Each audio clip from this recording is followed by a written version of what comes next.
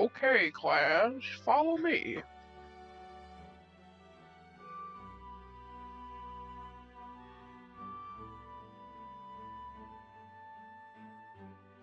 A lot of history went down in this courthouse.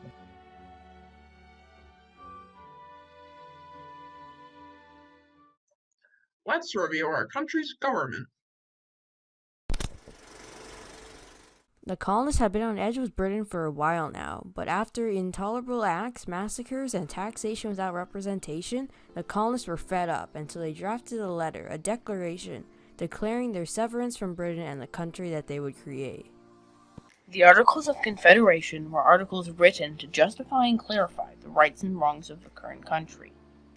Even though there were benefits to this, there were also fears that the states would have to separate from each other, or that they would not be able to control money or income taxes.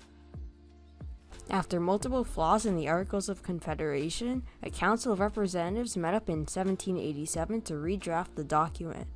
This letter gave government more power while keeping states in charge of their land and people. This was called the federal government.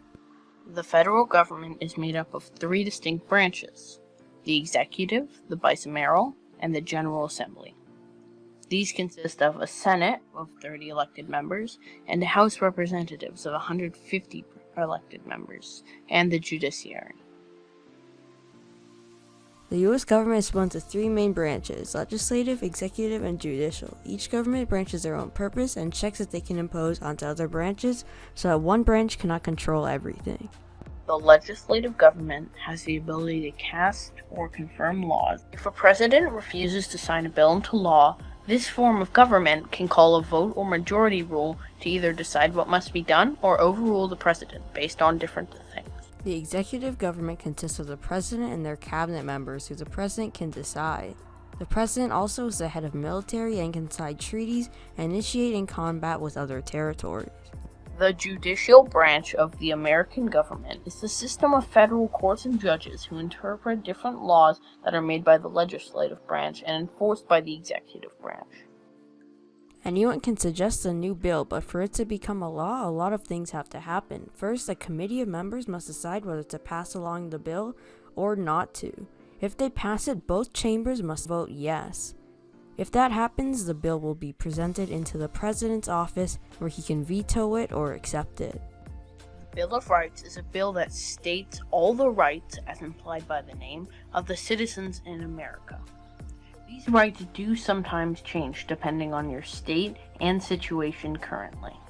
Most Constitution writers owned slaves at the time, so they biased against the slaves by giving them less rights and no freedom. The northern states owned very little slaves, however, the southern states owned lots of them.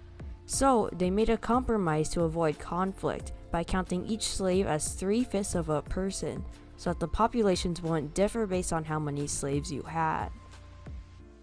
The Bill of Rights has many important amendments, and other amendments such as being able to vote, bringing friends and family to this country, and having children born abroad become American citizens.